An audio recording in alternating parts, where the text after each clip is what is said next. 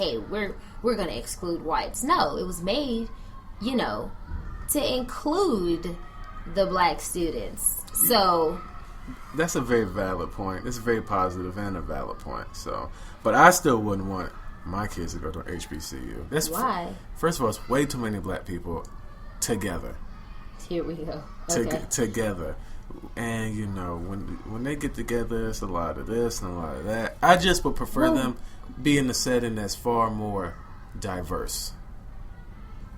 Like, far more diverse. And then do you mean diverse as in... Like, culturally, I don't want you to be comfortable. I don't want you to sit in a room and be like, oh, but who's saying that you're comfortable? Because there's all different types of black people. And who's to say... So, do you mean diverse in that a whole university that's mostly white students, and then your black child is going to be like the only black child, to where then you want them to conform to be like what they're mostly around, whereas you have different types of black people at HBCUs who some are quote unquote Oreos, who were already culturally aware and updated with other cultures and stuff like that. And then you got some that came from the hood.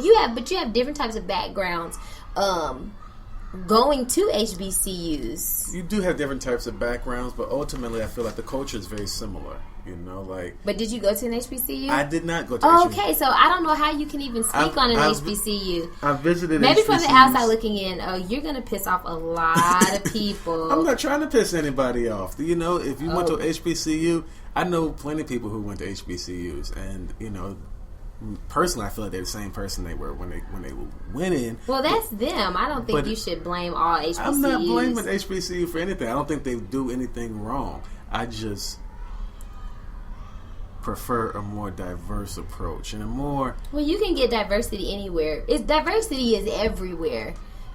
Diversity is everywhere. It doesn't necessarily have to be at your school. It's so many people who go to historically black colleges and universities who are in mostly white settings outside of school. You have white everywhere. Of course you do. White is everywhere. Why not go somewhere where you can say, hey, let me see my people. Listen, Linda, you're not making no good points. I'm sorry. That's my personal preference. Write me down. Well, you leave it there. That's my you personal leave it there. preference. I don't want you speaking on no HBCUs unless you went to one. That's my personal... You didn't go to one either, though. But I didn't. However, I'm open-minded. And this is coming from somebody who was years... I spent years being in a classroom full of white kids. And I can't even tell you... I love my white kids. But sometimes they aren't able to relate. And that's fine. But I'm very cultured. I'm very cultured with the food that I eat, with the people that I'm around. Even when I was in the hood, they called me Valley Girl.